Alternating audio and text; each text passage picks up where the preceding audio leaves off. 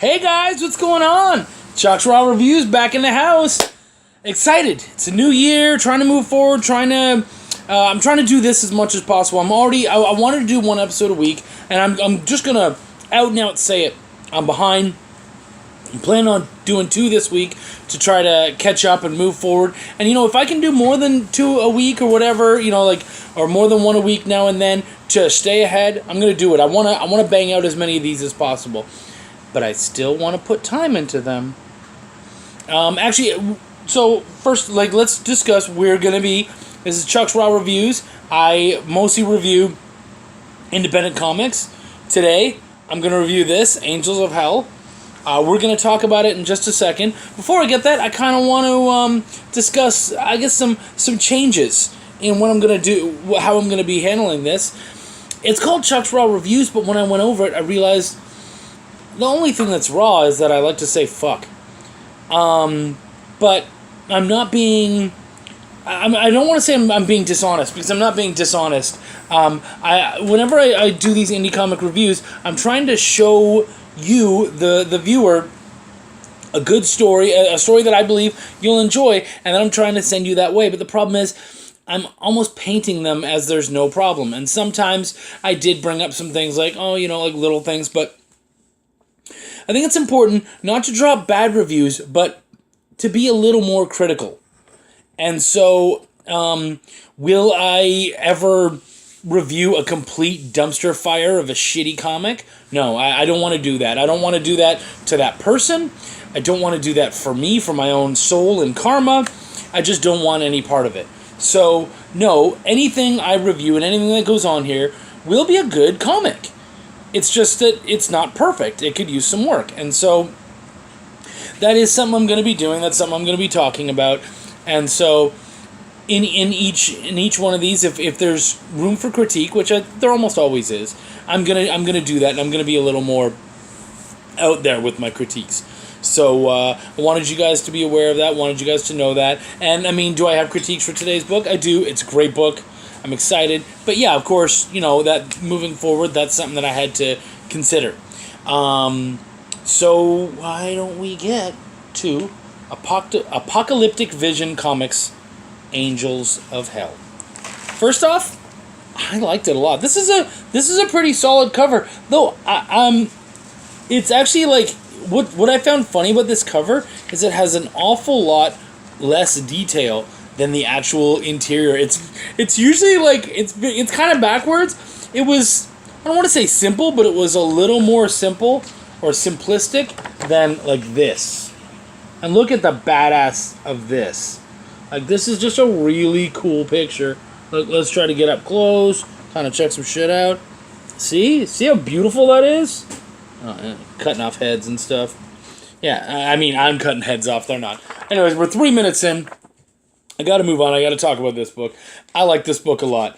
First off, fucking the art is just gorgeous. The art, the lettering, they went all out. Coloring, all of it. Seriously, guys, it looks beautiful. And that is my number one thing. The art in this is gorgeous. I can't even really complain. I really can't. I just think as far as the art's concerned, it's really cool. The story was really gripping and exciting too. I like post-apocalyptic stuff a lot. As a fantasy guy, post-apocalyptic tends to be, I don't know, I kind of find it to, in a lot of ways, to be its own fantasy. C is for Chuck. C is for comics. C is for naughty words. But yeah, I like post-apocalyptic comics a lot. It is kind of a fantasy of its own, and especially when you start adding angels and demons and horsemen and all that kind of stuff. Now, to move forward, the story is about basically the horsemen of the apocalypse. They ushered in the apocalypse, and then now 4 months later, they've kind of changed their ways, sort of, and so it looks like they're trying to find the last family member of Christ, basically. the last one of Christ's people. And so I don't think that's a Christian thing. I mean, like literally his family line, the last of his line. And so they're trying, because I guess the demons, specifically this one, Lord Modo, which is the villain here, and they're trying to track him down. And so we gotta get to, and I mean, when you read the comic, you're pretty certain who that person is, and that's really cool watching it all. And so they've opened up enough that we're left wondering, how did it get to this point? What changed? All that kind of stuff. No doubt answers that the writer, Cliff or Chris Reichart, is well aware of and knows moving forward. I think it might be a limited series, though I'm not certain. So this is where I'm going to get a little nitpicky. First off, I was surprised by this. This is like, as soon as you open the comic, you got this, and then at the end, you got that. To me, and I'm just, look, this is not a big deal. This is not a huge deal. This is, like, I'm getting nitpicky, all right? This is wasted space, man. Like, you paid the same for this page that you did for that page. As far as printing's concerned, I honestly would have put this here, and then I might have done a personal address to the fans or something, you know what I mean? Like, this last page, and I see this in almost no comics where that's just blank. I just feel like there's a lot that can be done with it. The interior, you know what? You could have talked about your team more, maybe put pictures of the team, or you could have done bios on the horsemen. And actually, that does take me to my next one. That's a pretty good segue, Chuck. Way to go, man. Thank you. I appreciate it when you... oh, yeah, I need to talk to you guys. You can wait. So, anyways, the horsemen. This was my little issue, is that I showed you this fucking killer piece. But as you look at it, tell me, which horseman is which? I'm giving you a second to think about it.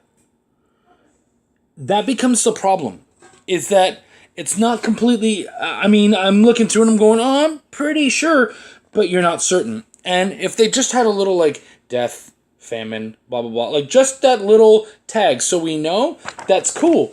Or if their names had been mentioned or something, but I ended up having to kind of follow their powers. And sometimes their powers aren't so obvious. You know what I mean? Like, especially with, I would say the two that are the least obvious is famine and war. And so you end up wondering, like, okay, which one is which? And to this moment, I've read it a couple times. Sometimes I'm pretty certain I know, and sometimes I'm not. So that was kind of an issue. And, yeah, that was kind of my big one, actually, is that I'm still not completely 100% sure that I know which one is which.